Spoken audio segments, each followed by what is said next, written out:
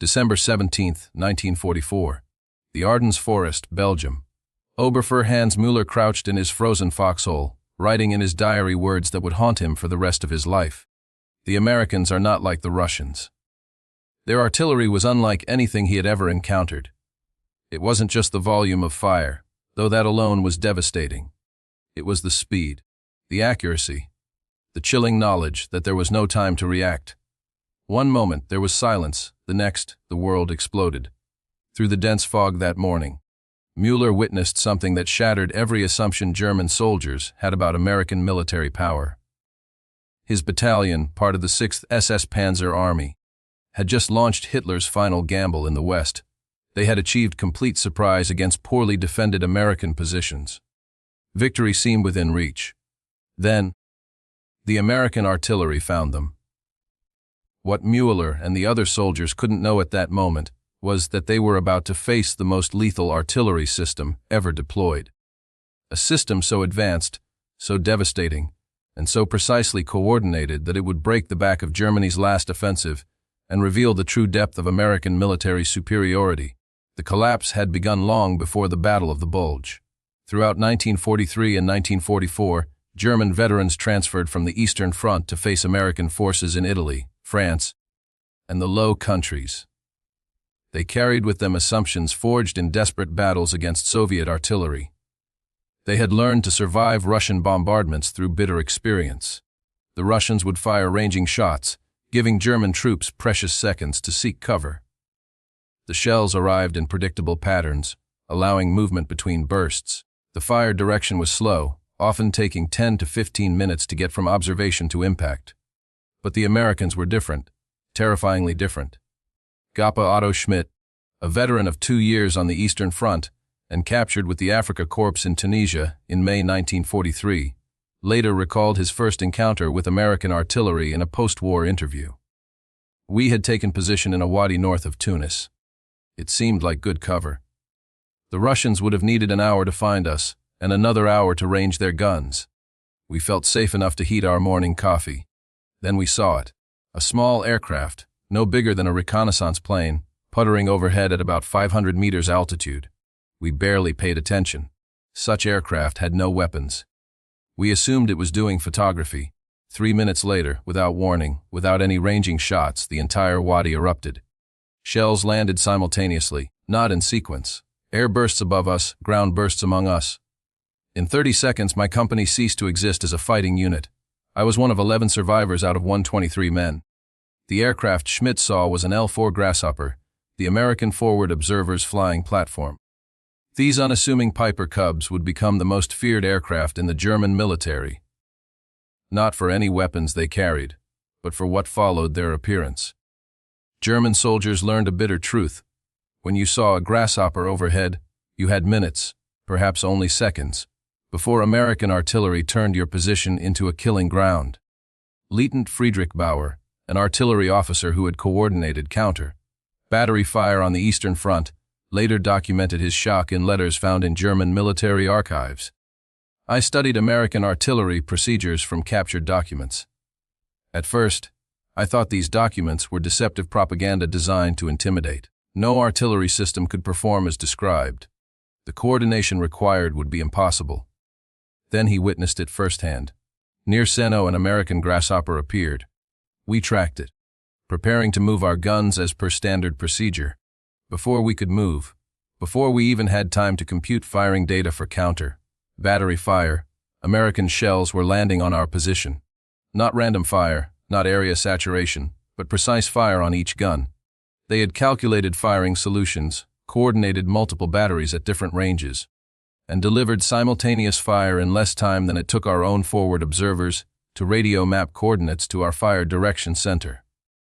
The secret to American artillery superiority wasn't a single innovation, but a comprehensive system that integrated technology, training, and industrial capacity in a way Germany could never match.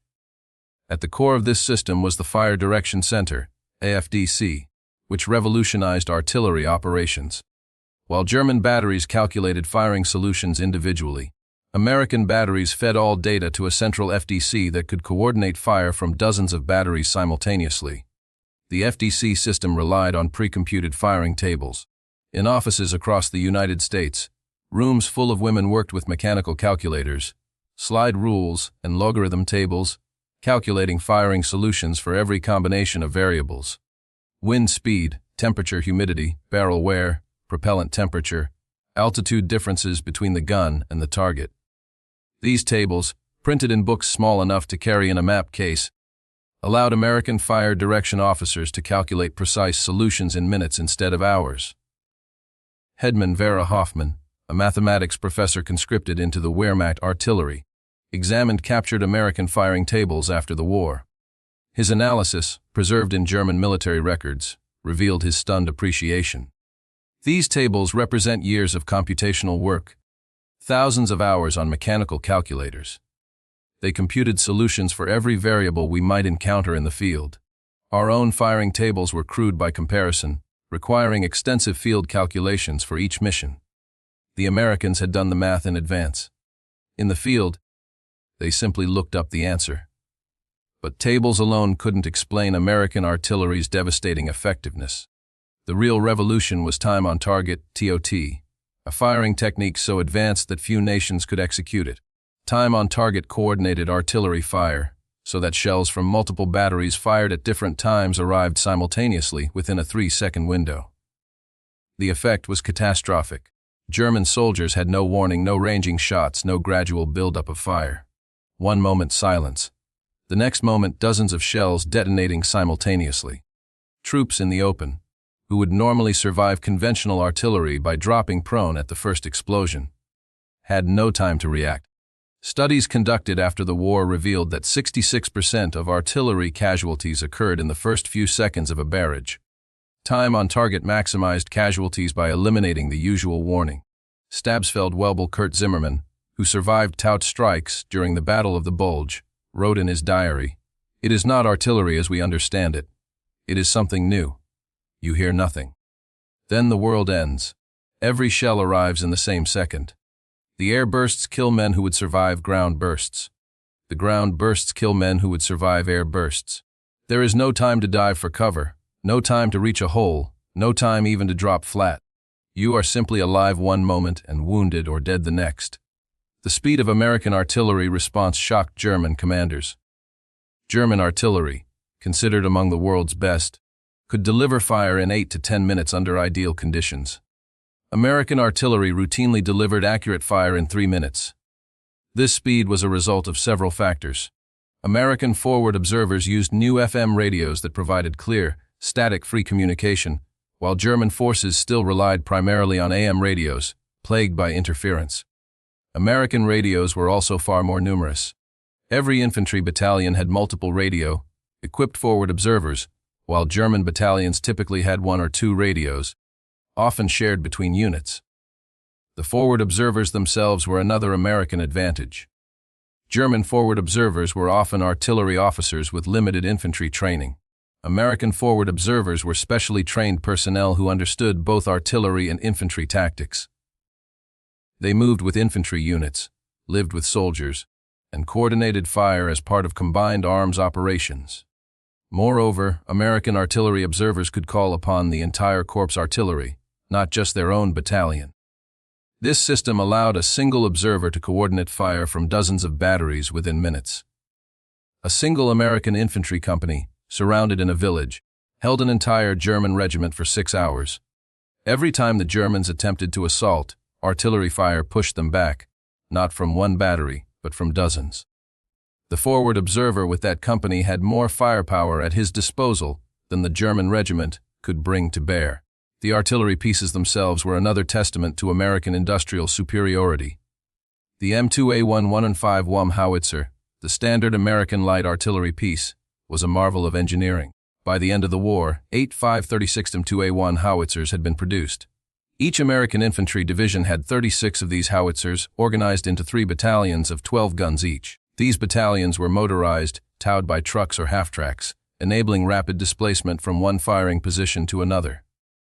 German artillery, by contrast, remained largely horse, drawn throughout the war. Despite Nazi propaganda showing mechanized panzer divisions, Approximately 80% of German artillery relied on horses for transport. Germany started World War II with 5,000 horses and ended with 198,000 by February 1945. Each German artillery piece required 6 to 8 horses and took hours to limber, move and unlimber, especially in winter conditions, making movement nearly impossible. Paul Richter, a German artillery soldier assigned in Normandy, kept a detailed diary that survived the war. He wrote, "We watched American artillery displaced during a battle. They fired their mission, then trucks appeared. Within 20 minutes, the entire battery had limbered their guns and departed. We needed at least 2 hours to perform the same task, and that was assuming good weather and roads. In mud or under fire, it could take 4 hours. The Americans would be set up and firing again before we even finished moving. We were fighting a 19th century war with horses against an enemy fighting a 20th century war with trucks. The outcome was inevitable. American 155mm howitzers provided even more devastating fire support. Each division had 12 M115 howitzers in a separate battalion. These guns, firing 43 keyed shells to ranges exceeding 14,000 meters, gave division commanders a heavy punch capable of destroying fortifications that smaller artillery couldn't breach. The M1 was a triumph of engineering, designed in the late 1930s and standardized in May 1941. It combined range, accuracy, and reliability. A total of 10 300B1 howitzers were produced during the war. The gun could be towed at highway speeds by a truck or half-track, allowing rapid displacement. The rate of fire was 4 rounds per minute, though well-trained crews could achieve 6 rounds per minute for brief periods. But even these divisional assets paled in comparison to artillery available at the corps and army level. American corps artillery typically included battalions of 155mm guns, inch howitzers, and even massive 240mm howitzers, all capable of destroying any fortification. These weapons could be called upon by forward observers at the battalion level, meaning a single rifle company could, within minutes, call down fire from divisional, corps, and even army artillery. German artillery, by contrast, was rigidly organized. Corps and army artillery were separate commands, not readily available to support divisional operations without extensive coordination and approval through multiple headquarters. German infantry divisions had their own artillery, but calling for fire from corps artillery required routing requests through division to corps, often taking hours to be approved. By the time the fire arrived, the front line had already shifted, often rendering it useless. Lieutenant Joachim Weber, a forward observer during the Normandy campaign, documented his frustration. "I called for corps artillery at 09:15 hours. The enemy was massing tanks for an assault on our position. I provided the exact coordinates, described the target, and explained the tactical situation. At 13:30 hours, 4 hours later, I finally received fire, 3 salvos. By that time, the American tanks had completed their attack and withdrawn. Our position was overrun. I survived only by luck. The corps artillery, which might have saved us, arrived too late to matter." The technological sophistication of American artillery extended to the ammunition itself. While Germany struggled with propellant shortages and inconsistent shell production, American industry delivered ammunition in seemingly unlimited quantities, manufactured to precise specifications for consistent performance. More significantly, the Americans deployed the variable time fuse, VT fused, a technological marvel that would prove decisive. The VT fuse, also known as the proximity fuse, contained a miniature radar transmitter and receiver in the nose of the artillery shell. The transmitter broadcast a radio signal, and when the shell approached the ground or any object, the reflected signal triggered detonation. The result was a shell that exploded at an optimal height for maximum lethality, typically 10 to 20 meters above the ground. The VT fuse revolutionized artillery effectiveness. Conventional time fuses required calculating the precise time to target and then setting the fuse accordingly. Wind, temperature, barrel wear, all affected shell flight time. Even small errors meant shells would explode too high or bury themselves in the ground before detonating. The VT fuse eliminated these variables, guaranteeing optimal air bursts regardless of conditions.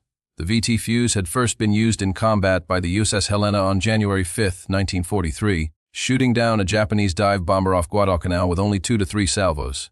Throughout 1943 and 1944, VT fuses proved devastatingly effective in naval anti-aircraft operations and against V-1 flying bombs over England. However, concerns about the technology falling into German hands prevented its use in ground artillery in Europe. General Dwight Eisenhower personally requested permission to use VT fuses during the Battle of the Bulge, arguing that their effectiveness justified the security risk. The Pentagon initially refused, but Eisenhower protested vehemently, and formal authorization came between December 19 and 21, 1944, shortly after the German offensive began. This marked the first use of VT fuses against ground troops in the European theater. The decision proved correct. VT fused shells devastated German formations caught in the open during the Ardennes offensive. Naval anti-aircraft tests had shown VT fuses were 3 to 4 times more effective than conventional fuses against V-1 flying bombs, destroying 79% of incoming targets. The lethal fragment area was 3,000 square feet, compared to 60 square feet for conventional fuses. Some estimates suggested that VT fuses increased artillery effectiveness by 200% to 700%. German soldiers who had learned to survive conventional artillery by seeking cover in depressions found that VT fuses negated such protection.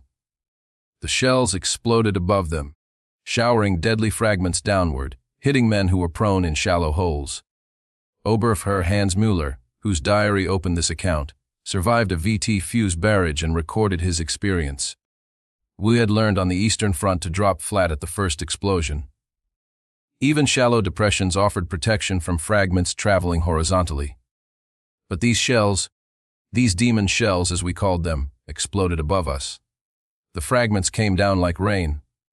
Men in foxholes, men who should have been protected, were killed by fragments that fell vertically. There was no defense except deep bunkers, and we had no time to dig deep bunkers. We simply died." The psychological impact of VT fuses compounded their physical effects. German soldiers trained to respond to artillery by seeking cover found their training irrelevant. The knowledge that no cover short of overhead protection would save them induced paralysis. Some units refused to leave defensive positions, even under direct orders, because movement in the open meant certain death if American artillery engaged them. Hedrick Friedrich Bauer documented a near mutiny in his unit during the final weeks of the Ardennes offensive. "My company was ordered to attack an American position 300 meters away. The men refused. They had seen what American artillery did to troops in the open, especially with these new fuses that burst in the air. I tried to explain that we would die anyway if we didn't attack, that the Americans would eventually overrun our position. The men wouldn't move. They preferred the possibility of capture to the certainty of death under American artillery fire." The industrial capacity that allowed the United States to produce artillery and ammunition in such quantities represented another dimension of superiority that German soldiers couldn't comprehend. Rock Island Arsenal alone produced over 10,105 mm howitzers, with multiple factories manufacturing 155 mm howitzers and even heavier weapons. Shell production reached staggering levels throughout the war. In contrast, German production was hampered by Allied bombing, resource shortages, and inefficient industrial allocation. German artillery pieces were often superior in design to American models, but Germany lacked the industrial capacity to produce them in sufficient numbers and maintain production as the war continued. By 1944, German artillery batteries often operated at half strength, with guns destroyed or worn out, and no replacements available. More critically, German ammunition production could not sustain intensive operations. German artillery batteries were often limited to minimal daily allowances, sometimes as few as 2 or 3 shells per gun per day. American artillery faced no such restrictions. Forward observers could call for fire at any time, knowing that ammunition supply was virtually unlimited. Meanwhile, German artillery officers were forced to justify each fire mission, explaining why a particular target merited the expenditure of irreplaceable ammunition. While American artillery fired thousands of shells daily, the Germans were fighting a poor man's war against a rich man's enemy. This disparity in ammunition supply also highlighted tactical differences between the two sides. German artillery doctrine emphasized mass fire on high-value targets, delivered only after careful planning and approval. American doctrine focused on responsive fire, immediately available to support infantry operations. An American infantry platoon leader could request and receive artillery support within minutes, while a German platoon leader might wait hours, if the request was even approved. The logistics of ammunition supply further underscored the American advantage.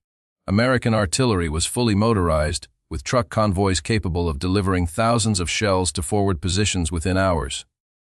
German artillery, dependent on horse-drawn transport and rail networks, struggled to maintain adequate forward stocks, especially as Allied air power interdicted German rail networks. American artillery logistics also benefited from standardization, as the M1 shell used by the 105 mm howitzers was the same as those used by the 155 mm howitzers and even larger calibers, ensuring seamless supply and distribution. This standardization simplified supply, reduced inventory requirements, and ensured that fuses were always available. In contrast, German ammunition production was plagued by multiple fuse designs and caliber variants, which led to chronic shortages of specific components, even when overall production was adequate. The superiority of American artillery created a cascading effect on German tactical options. German commanders, knowing that massing forces would draw devastating artillery fire, dispersed their units. But dispersed units lacked combat power and were easily defeated piecemeal. Concentrated forces could generate combat power, but they became prime targets for American artillery. Either choice led to defeat. Germany's final major offensive in the West, the Ardennes Offensive, demonstrated these dynamics with brutal clarity. German planners relied on fog and overcast weather to neutralize American air power. They correctly assessed that American aircraft couldn't operate in poor weather, but they failed to understand that American artillery didn't require good weather. During the opening days of the offensive, German armored and infantry divisions achieved significant penetrations against surprised American forces. Over 200,000 German troops and approximately 1,000 tanks launched the initial assault on December 16, 1944. Then, American artillery found them. German horse-drawn artillery, lacking the mobility to rapidly displace when under fire, was destroyed in place. Without the ammunition reserves to engage in sustained battery fire, German guns fell silent while American guns continued to fire. Stabsfeld Kurt Zimmermann, whose diary provides extensive detail on German artillery operations during the Bulge, recorded the disparity. Our battery was located in woods south of St. Vith. We had 50 shells per gun, our entire allocation for the operation. We fired a mission in support of our infantry. Within 10 minutes, American battery fire destroyed 3 of our 6 guns and killed most of the horses. We attempted to displace the remaining guns but lacked horses to move them. We abandoned the guns and withdrew on foot. This was the pattern across the entire front. German artillery was silenced, while American artillery continued to fire without pause. At Passau, American artillery was restricted to only 10 rounds per gun per day on December 22 due to shortages. Despite this constraint, American artillery proved decisive in breaking German attacks around the surrounded town. When the weather cleared after Christmas, supply resumed, and American artillery fire intensified dramatically. During the entire Battle of the Bulge, 4 155 American guns fired 1 255 Zausen artillery rounds. German units that had penetrated 50 kilometers into American lines found themselves trapped, surrounded by American forces that could call upon unlimited artillery support once resupply resumed. Oberfuhrer Heinrich Müller, whose regiment had been destroyed at St. El's 6 months earlier, commanded a replacement regiment during the Bulge. His final report, written in a POG camp after his capture in January 1945, provided a stark assessment: why we're defeated by American artillery before we were defeated by American infantry or armor. Every movement we made was observed by their aircraft and engaged by their artillery. Every concentration of forces was broken up by artillery fire before we could attack. Every defensive position was smashed by artillery before their infantry assaulted. We could not move, could not mass, could not defend. We simply absorbed artillery fire until we ceased to exist as an effective force.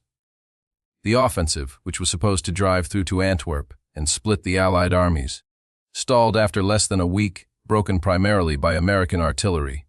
Units that began the offensive at full strength ended it with 30 to 40% casualties, with artillery fire accounting for the majority of losses. The lessons learned by German soldiers who survived American artillery came too late to change the war's outcome. Those captured and sent to POW camps in the United States discovered that the artillery system that had destroyed their units was just one aspect of American military superiority. The industrial capacity that produced tens of thousands of artillery pieces and millions of shells was the same capacity that produced tanks, aircraft, trucks, and every other implement of war in quantities that dwarfed German production. Otto Schmidt, captured in Tunisia and held at a POW camp in Texas, wrote in a letter that passed American censors, "I have seen American industry. I have watched trains carrying artillery pieces, hundreds of them, moving toward ports for shipment overseas. I have seen factories producing shells by the thousands. The Americans defeated us not through superior tactics or superior soldiers, though their tactics were good and their soldiers brave. They defeated us through sheer industrial might. They could afford to fire 100 shells where we fired one.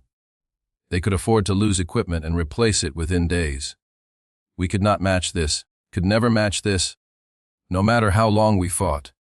German prisoners of war who witnessed American artillery training exercises in the United States saw firsthand the professionalism and preparation that made the system so effective. American artillery crews trained constantly, practicing the coordination and communication required for time, on-target missions. Forward observers worked closely with infantry units, perfecting the integration that made American combined arms operations so effective. Lieutenant Friedrich Bauer, an artillery officer captured in Italy, attended lectures at a POW camp where American artillery officers explained their methods. His notes, preserved in German archives, reflect his professional admiration. "They have systematized everything we did by individual skill and initiative. Where we depended on talented artillery officers, computing firing solutions through experience and calculation, they created tables that allow average officers to achieve the same results. Where we depended on good radio operators, maintaining communication under difficult conditions, they produced radios so reliable that even minimally trained operators could maintain contact. They have taken the art of artillery and transformed it into an industrial process, repeatable and scalable. This is the secret of their success." The transformation of German prisoners extended beyond technical admiration. Many realized that German propaganda about American military weakness had been completely false. The Americans they encountered, both as enemies on the battlefield and as captives in prison camps, demonstrated professional competence, industrial capability, and organizational skill that exceeded German capabilities in nearly every way. Oberfuhrer Hans Müller, whose diary chronicled his experiences in the Ardennes, was captured during the collapse of the German offensive. His later diary entries, written in a POW camp, reflect a complete reversal of his earlier beliefs. "We were told the Americans were inferior soldiers, that they lacked fighting spirit, that they depended on material superiority, because they lacked the skill and courage of German soldiers. These were lies. American soldiers fought with courage and skill, but they also fought with overwhelming material advantages that German courage and skill could not overcome. Most significantly, they fought with an artillery system so advanced that we had no effective counter. This more than any other factor defeated us. By early 1945, as Germany's situation became hopeless, American artillery superiority only increased. German ammunition production collapsed under Allied bombing, and German artillery units lost experienced crews to casualties, receiving inadequate replacements. German horses, essential for moving artillery, died by the thousands from overwork, lack of fodder, and American fire. German batteries that had operated with 6 guns at the start of the war now operated with 2 or 3. Some divisions had no functional artillery at all. American artillery, by contrast, grew stronger. Production continued to accelerate even as the war in Europe neared its end. American factories produced more artillery pieces in 1944 than in any previous year. Ammunition production reached levels that allowed American forces to fire without restriction. New technologies, including improved fire direction, computers, and better radios, further enhanced effectiveness. The end came in May 1945 with Germany's unconditional surrender. In the final battles, American artillery demonstrated capabilities that seemed impossible just years earlier. Single battalions could deliver overwhelming firepower on demand. Multiple corps artillery could coordinate fire on area targets, saturating entire map grid squares with shells. Forward observers could call down destruction on any target within minutes, confident that accurate fire would arrive quickly. German survivors of these final battles carried with them a profound respect for American artillery. Hedman Verner Hoffman, the mathematics professor who had analyzed American firing tables, was captured in the Ruhr pocket in April 1945. His final military report, written for American intelligence officers, provided a professional analysis of American artillery effectiveness. The American artillery system represents the culmination of industrial age warfare. They have applied industrial methods, mass production, standardization, and systematic training to create a weapon system of unprecedented effectiveness. Individual German artillery pieces may be superior in design. Individual German artillery officers may match American skill, but the Americans have created a system that does not depend on individual superiority. Their system produces consistent, overwhelming, rapidly delivered firepower regardless of individual skill levels.